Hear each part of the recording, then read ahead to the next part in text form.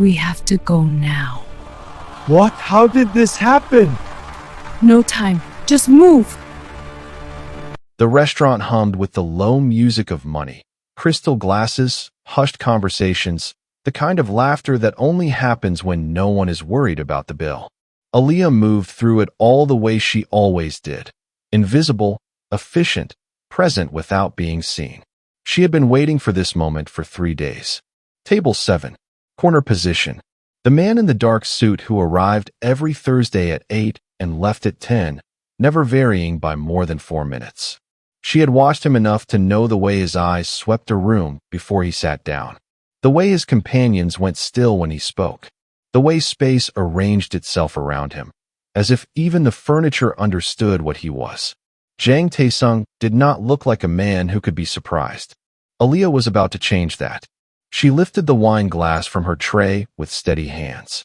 Her heart was doing something loud and irrational behind her ribs, but her face was the same face she wore when tables ran her ragged and the kitchen fell behind, and nothing she felt was allowed to show. She had been training for this expression her whole life without knowing what she was training for. She reached the table, let the glass tip, watched the red bloom across the white linen like something inevitable. "I'm so sorry, sir, let me." She leaned in, close enough to catch the cedar and smoke of his cologne, close enough to feel the tension radiate off the men around him as their hands moved beneath their jackets, close enough that when she spoke, only he would hear. 4 words first, then the rest, a name, a date, a method. Everything she had overheard in the back dining room 3 nights ago, when 2 men who should have known better spoke too freely over empty plates. She straightened, cloth in hand, eyes down, the perfect picture of a waitress managing an accident. But Jang Taesung was not looking at the wine. He was looking at her. And for the first time in a life built on never showing anything, his face had come completely undone, jaw slightly open, eyes too wide, one hand frozen mid-gesture above the table. A single tear traced the sharp line of his cheekbone. Around them, at other tables, guests had gone quiet without knowing why, the way animals go quiet before weather changes. The most powerful man in the room was trembling. And Aaliyah Brooks, daughter of a woman who taught her that doing the right thing and the safe thing were almost never the same, set down her cloth, picked up the tipped glass, and walked back toward the kitchen without looking behind her. She had done what she came to do. What happened next was up to him. Aaliyah had learned young that the world did not reward women who spoke up. It rewarded women who managed, who absorbed, adjusted, smoothed things over, and asked for nothing. At 27, she had become exceptional at all of it. 2 shifts a day at Morena, the kind of restaurant where the menu had no prices and the clientele had no last names she was ever meant to know. A studio apartment in Koreatown paid for in increments. A spreadsheet on her phone tracking the debt her mother left behind, the numbers shrinking so slowly it felt like mockery. She was not the kind of woman who got involved in things that weren't her business. Except that 3 nights ago, clearing a corner booth after close, she had overheard something that made her business entirely irrelevant. And she had not slept since. Aaliyah's alarm went off at 5:47 a.m. because 5:45 felt too optimistic and 6 o'clock felt like failure. She was already awake. She lay in the dark of her studio apartment listening to the city ease itself into morning. A bus grinding up the hill, someone's music bleeding through the wall, the refrigerator cycling on with its small, reliable hum. Ordinary sounds. The sounds of a life that fit inside a single room and asked nothing dramatic of the people living it. She had loved that about this life, once. The smallness of it. The control. She sat up and reached for her phone out of habit, opened the spreadsheet before she was fully conscious. The number looked back at her the way it always did. Not cruelly, just honestly. $14,211. Down from $31,000 when her mother died 18 months ago, which meant the plan was working, which meant if she kept both shifts and didn't get sick and nothing broke, she would be free of it in 14 more months. 14 months was not forever. She had learned to treat it like a destination rather than a sentence. She made coffee with the cheap grounds she bought in bulk, stood at the window in yesterday's oversized t-shirt, and watched Koreatown wake up below her.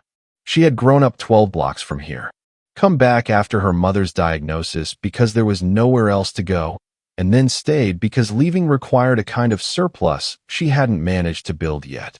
Energy, money, the feeling that somewhere else was actually waiting for her. She rinsed her cup, got dressed in the dark, left for the first shift.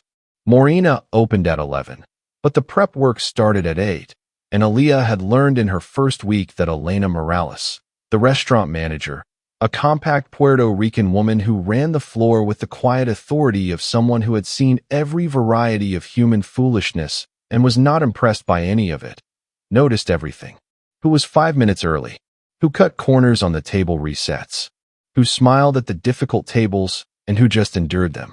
Aaliyah was always early. She never cut corners. She had a smile specifically engineered for difficult tables, one that gave nothing away. She had been at Morena 14 months, long enough to know every table's sightline, long enough to know which regulars tipped well and which ones tipped well only when they had an audience, long enough to know that table 7, corner position, belonged to a man who came every Thursday and made the entire room subtly rearrange itself without appearing to do anything at all. She had not known his name until 3 nights ago. She had not known what she was going to do with his name until she was already leaning over his table with a wine glass in her hand and her heart hammering in the careful silence behind her ribs. Now it was Thursday morning, and she had done it, and she was still here. She wasn't sure yet if that was luck or consequence. She suspected she was about to find out. Jang Taesung had not cried in public since he was 9 years old. He remembered the specific occasion. A schoolyard in Busan, a boy 2 years older, a humiliation he had never described to anyone and had spent the subsequent 31 years making structurally impossible to repeat. He had built an entire life, an entire empire, on the foundational decision made in that schoolyard, that he would never again be the person in the room with the least power. He had kept that promise to himself without exception. Until last night.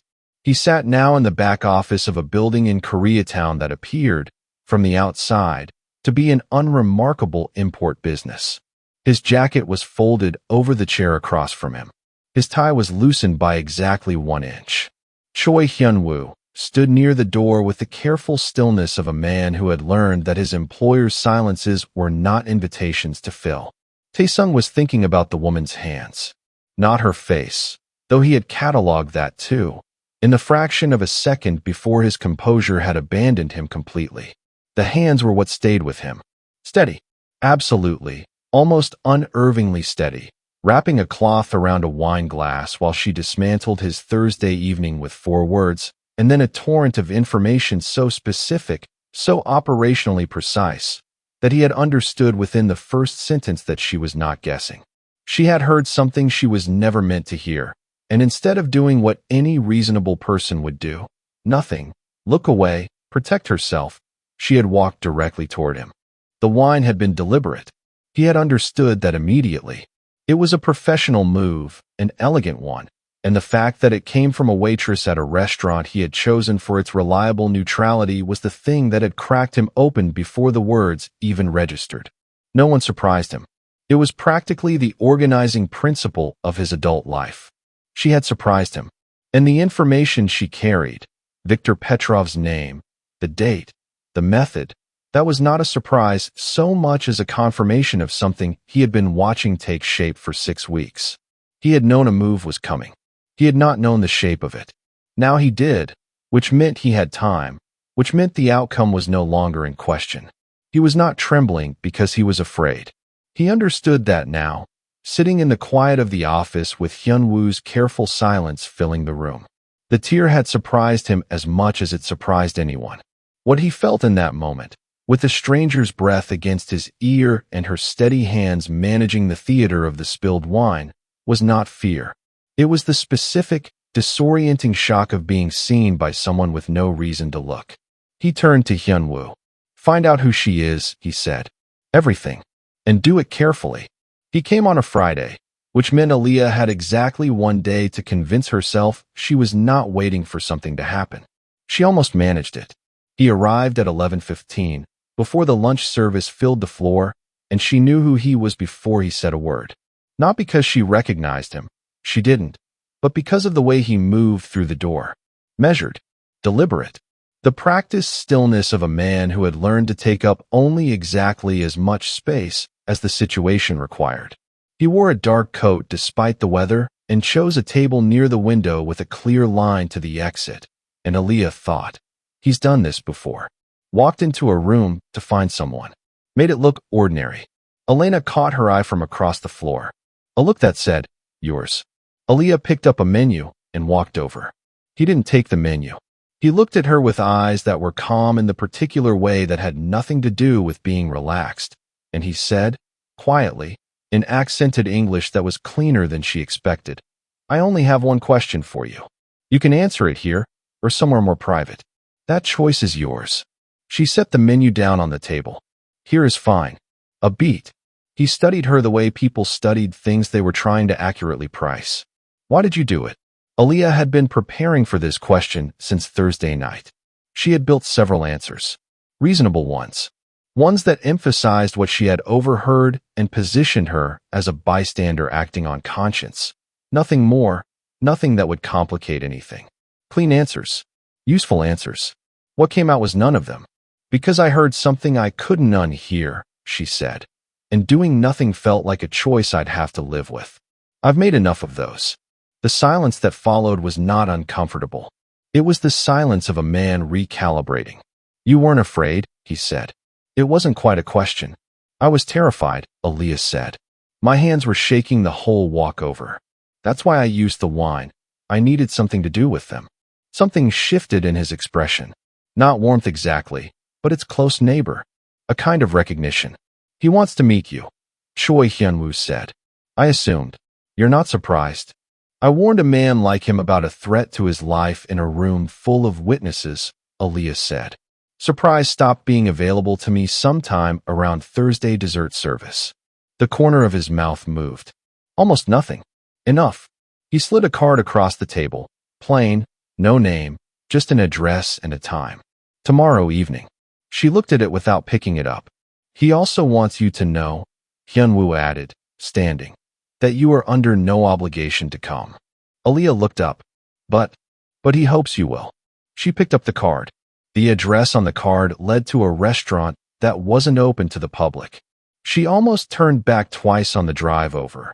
Once at the light on 6th, once in the parking structure when the elevator doors opened, and she sat with her hand on the close button for 4 full seconds, doing the math on what she was walking into. Then she thought about the spreadsheet on her phone and her mother's voice and the specific weight of having done nothing when doing something was still possible, and she stepped out. Taesung was already seated when she arrived. No entourage visible, though she understood enough now to know that invisible did not mean absent. The table held 2 place settings, a pot of tea, and nothing else. He stood when she entered, a small formality that she hadn't expected and didn't know what to do with, and gestured to the chair across from him. They sat. He poured tea. He waited. Aaliyah decided that his patience was either a courtesy or a weapon, and either way she had not come this far to be managed by it. It was a Monday, she said. 3 weeks ago, we had a private dining event, 12 guests, back room, 6-course menu. My section. Service ended around 11, and I was clearing the last of it when 2 men came back in. They weren't guests. I don't know. Why didn't you go to the police? He asked. The first thing he'd said. Aaliyah considered the question the way it deserved to be considered. Because whatever you are, she said, you weren't the one planning a murder over someone else's dirty dishes. She noticed the apartment first. Not broken into. That was the thing that unsettled her most. Nothing was broken. The lock was intact, the window latches untouched, the deadbolt, she always turned twice, still turned twice, when she came home Saturday evening after a double shift with aching feet and the particular hollow exhaustion of a day spent performing normalcy. But her things had been moved. Not ransacked. Assessed. The stack of bills on the kitchen counter was half an inch to the left of where she kept it. The chair beneath her desk sat at an angle she never used. The box under her bed, Her mother's letters, her backup documents, her emergency cash folded inside an old birthday card, had been replaced with careful precision, almost exactly right, just enough off that someone who lived alone and kept things in specific places because specific places were the only order available to her would notice immediately. Aaliyah stood in the center of her studio for a long time without turning on the lights. Then she checked the cash. Still there. The letters, still there. They hadn't taken anything. That was almost worse. It meant they hadn't come for what she had. They had come to confirm she existed, to measure the dimensions of her life, to let her know, without a single word, that they knew where the edges of it were. She sat on the edge of her bed and breathed through it. Elena called on Sunday morning. Aaliyah saw the name on the screen and knew before she answered. I need to talk to you about your schedule. Elena's voice carried that specific, careful tone of a woman choosing her words in a room where she was not entirely alone. I've had to restructure the section assignments. I'm going to have to let you go from the evening shifts. Both of them. Both shifts meant the paycheck was cut in half. Half the paycheck meant the spreadsheet math stopped working. Stopped working meant 14 months became something she couldn't calculate anymore. Elena, Aaliyah said quietly. Are you okay? A pause. Small and telling. I'm fine, Elena said. I'm sorry, Aaliyah. You've been one of my best. This isn't about your work. The call ended. Aaliyah set the phone down on the counter next to the stack of bills that someone had moved half an inch to the left, and she stood in her kitchen in the Sunday morning light and understood, with complete clarity, what had happened. She had told herself she was a bystander who had simply done the right thing and walked away. She had told herself the wine spill was the end of her involvement, a clean act of conscience with clean edges. Viktor Petrov's network had just finished explaining to her, in the patient language of moved objects and severed income, that there were no clean edges anymore. She was already inside this.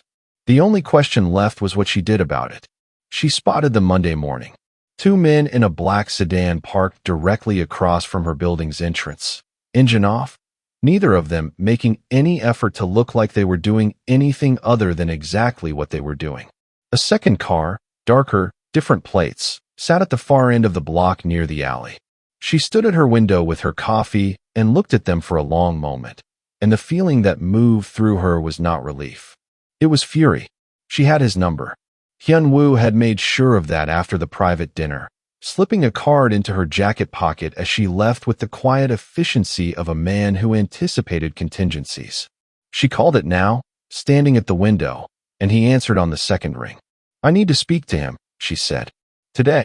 He met her at a private room above a tea house in Koreatown, which she was beginning to understand was how he moved through the world, always in spaces that looked like one thing and functioned as another. He was already seated. He looked, as he always seemed to look, entirely unruffled by the fact that she had called demanding a meeting and he had rearranged his afternoon to provide one. That composure was going to be a problem for her if she let it. She didn't sit down. You put men outside my building, she said. I did. Without asking me. Yes. The directness was disarming, which she suspected was intentional. She held her ground anyway. You don't get to make decisions about my life without my consent. I don't care what your reasons are. I don't care if the reasons are good. You don't know me well enough to decide what I need. And even if you did, that's not how this works. Taesung looked at her for a moment with that unreadable expression she was starting to be able to read, just slightly, around the edges. They searched your apartment, he said. I know. And your manager let you go. I know that too. Then you understand that you are no longer peripheral to this situation. His voice was measured, but something underneath it wasn't. Victor's people have identified you. They know your address, your income, your schedule. They moved your things to show you they could. A pause. The men outside your building are not there to manage you. They are there because the alternative was doing nothing, and doing nothing was not something I was willing to do. The room was quiet. Aaliyah felt the argument she had prepared shifting under her feet, because the honest truth was that she understood exactly what he meant, and understanding it was inconvenient. You should have asked, she said. Quieter now, but not retreating. You're right, Taesung said. I should have. She looked at him. He looked back. No deflection, no qualifier. Just the admission, plain and complete. It was the first time she didn't know what to do with him. He called the following evening and asked if she had eaten. She hadn't. She'd been sitting on her bed with the lights low and her laptop open to a job listings page she'd been staring at for 40 minutes without actually reading, running the quiet arithmetic of a life that had lost 2 of its load-bearing walls in the space of a weekend. She told him she hadn't eaten in a tone that was not an invitation. He took it as one anyway. "I'll send a car in an hour." She almost said no. She was getting tired of how close she kept coming to saying no and then not saying it. What she said instead was, "I'm not dressed for anywhere that requires a reservation." "Then dress for yourself," he said, and hung up. The restaurant was small and unmarked, and the food arrived without being ordered, which meant he had arranged it in advance, which meant he had been reasonably confident she would come. She filed that away and decided not to be annoyed by it because the first dish smelled extraordinary and she was hungrier than she'd admitted to Herschel. They ate for a while without talking. It was not uncomfortable. Aaliyah noticed that about him. He did not treat silence like something that needed fixing. "How long has it been your empire?" she asked eventually. Not provocatively. She was genuinely curious in the way she'd been genuinely curious since the beginning, beneath the fear and the fury and the practical calculus of survival. He considered the question as he refilled her glass. "Formally, 11 years. Practically, longer. My father built the foundation. I changed what it was built for." "Is that a distinction you make often?" "Only to people who ask directly." She looked at him across the table. "What did you change it into?" "Something with fewer casualties," he said. "That's the honest answer. It's not a clean answer, but it's the honest one." Aaliyah accepted that. She had stopped expecting clean answers on roughly the same day. She found her bills moved half an inch to the left. They talked. The food kept coming and the hour moved past 10 and then 11 and she stopped tracking it. She told him about her mother without planning to. How she had been the caretaker for 3 years before the end. How the debt was not bitterness but the last form of closeness she had left. How paying it down felt like finishing a conversation that got cut off too soon. Taesung listened the way he did everything, with complete, unhurried attention. When she finished, he didn't offer comfort or redirection. He just said, "She raised someone who walked toward danger to help a stranger. She must have been extraordinary." Aaliyah's throat tightened without warning. She looked down at her glass. Back up at him. The wall she had built across the table, careful and necessary and professional, developed a crack she could feel but couldn't locate. Small. Structural. Neither of them mentioned it.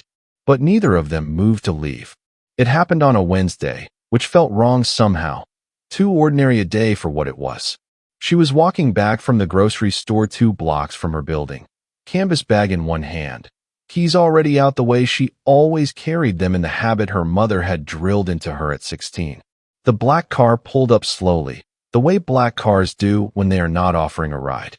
2 men got out. Neither of them looked at her the way men look at women on the street. They looked at her the way men look at problems they have been sent to collect. Her body understood before her mind caught up. She turned back toward the main road, toward people, toward light, toward the particular safety of being witnessed, and her hand was already reaching for her phone when the sedan came around the corner from the other direction. But that car stopped between her and the 2 men. The door opened. One of Taesung's. She recognized him from the building rotation, young, quiet, always with a paperback she had privately found incongruous. He said one word. "Now." She got in. The car was moving before the door closed. She did not see what happened to the 2 men. She didn't ask. Taesung was at her building when they arrived, which meant he had been notified before she had been extracted, which meant his network operated faster than her ability to process events in real time. He looked at her in the way she was learning to read, the controlled surface intact, something volcanic underneath it. He asked if she was hurt. She said no. He nodded once, and then stepped away to speak quietly to Hyunwoo, and she watched his face while he did it. She had wondered, in the abstract, what he looked like when the control came off. Now she understood that it didn't come off. Not exactly. It compressed. Condensed into something denser and quieter and far more frightening than anger would have been. His voice didn't rise. His hands didn't move. He simply became very still in the way that certain things become still before they become irrevocable. She stood in the cold evening air and watched him dismantle Viktor Petrov's leverage in real time through a series of phone calls she couldn't hear, and she thought about what it meant, that his first call had not been strategy, had not been retaliation. His first call had been to make sure the car reached her. He came back to her when it was done, looked at her with that compressed, volcanic thing still running beneath the surface. "This ends now," he said. Not to her exactly. More like a statement of fact being registered somewhere permanent. "I know," Aaliyah said. She did know. She also knew something else, something she hadn't expected to know this soon. Standing on a sidewalk outside her ordinary building at the end of an extraordinary month. She trusted him. Not blindly. Not without full knowledge of what he was. Completely. The detective came Thursday morning, which had started to feel like the day everything happened. Her name was Reyes.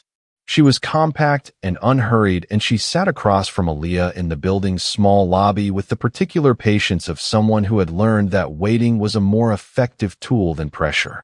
She had a file. She didn't open it. That was its own kind of pressure.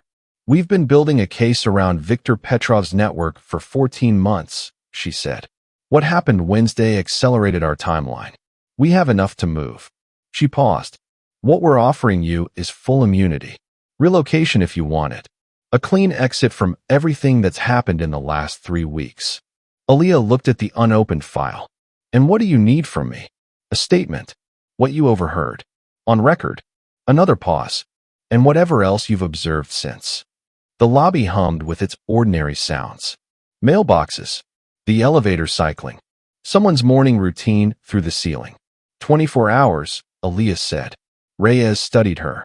"You have someone to talk to first." It wasn't a question. Aaliyah didn't treat it like one. She called him from the stairwell, because the stairwell was where she went when she needed to think without the weight of her 4 walls around her. He answered immediately, which she had noticed he always did when it was her. She told him about Reyes. All of it, without omission. He listened without interrupting, which she had also come to expect. Then she asked the questions she had been carrying since the beginning, the ones she had been too careful or too frightened or too practical to ask out loud. She asked them now because she had 24 hours and she was done being careful. She asked what happened to Viktor. He told her, plainly, without softening it into something easier to hold. She asked if she was safe, genuinely, permanently, or if safe was a temporary condition in his world that required constant maintenance. He said, "I won't tell you there's no risk.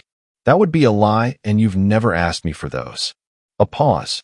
"What I can tell you is that I have spent the last 3 weeks more motivated to keep someone safe than I have been to do anything in a very long time." She sat with that on the concrete stairwell steps. "If I give the statement," she said, "I'm protected legally. Practically, financially. I go back to my life." "Yes." "And if I don't, then you stay," he said. "And I spend whatever time that means making sure it was the right choice." The stairwell was very quiet. "What do you want me to do?" she asked. The first time she had ever asked him that. "I want you to choose what you actually want," Taesung said. "Not what's logical. Not what's safe. What you want." Aaliyah closed her eyes. She already knew. She had probably known since the stairwell, since the sidewalk, since a quiet dinner that ran past midnight and cracked something open she hadn't been able to close. She just needed to hear herself say it. 1 year later, Aaliyah's alarm went off at 7 a.m. She let it. There was no first shift to catch, no spreadsheet to open before she was fully conscious, no arithmetic to run before the day had properly started. She lay in the gray early light and let the alarm run its full cycle and then silence itself, which was something she had practiced for 6 months before it stopped feeling irresponsible. The apartment was not the studio in Koreatown. The city below the window was the same city, but from a different angle, wider, quieter at this height, the kind of view that made Los Angeles look like it had always been manageable. She smelled coffee before she was fully dressed. And beside the cup, when she reached the kitchen, a single red rose. Stem trimmed. Set precisely to the left of the handle. The way it appeared every morning without ceremony or explanation, as if it were simply part of the architecture of the day. She had stopped remarking on it after the third month. Now she just touched the petals briefly on her way to the window, the way you touch something you have decided to believe in. The debt was gone, had been gone for 4 months, paid in full on a Tuesday that felt, when it arrived, both monumental and quiet, the way the ends of long things often do. She had sat with the zeroed spreadsheet on her phone for a long time before she closed it. Her mother would have said something practical and then cried, in that order, which was how she had handled most good news. Aaliyah had done it the same way, alone in the kitchen, and felt the specific, complicated warmth of becoming someone her mother had always expected her to be. The catering operation ran out of a commercial kitchen she leased on the east side. Small, deliberately so. Her accounts, her contracts, her name on the paperwork. Elena had sent flowers on the opening day with a card that said only, "I always knew." Aaliyah had kept the card. Taesung came in from the other room with his own coffee and stood beside her at the window. He had a call in an hour. Legitimate business now occupied most of his mornings, which she knew had required a sustained and complicated unwinding that he navigated with the same compressed patience he brought to everything. He didn't talk about it unnecessarily. She didn't ask unnecessarily. They had found the particular rhythm of two self-contained people who had chosen, against considerable evidence that they were not built for it, to let someone else in. "You're thinking again," he said. "I'm always thinking." Loudly, she leaned into him slightly, which was still, a year on, a thing she had to consciously choose rather than simply do. She was getting better at it. Below them, Los Angeles was doing what it always did, sprawling, indifferent, dreaming its enormous dreams. And Aaliyah held her coffee and watched it and felt, with a steadiness that had taken a long time to arrive, that she was exactly where she had chosen to be. Not where she ended up, not where circumstances delivered her, where she chose. That was the part that mattered. That was the part that was entirely, permanently hers.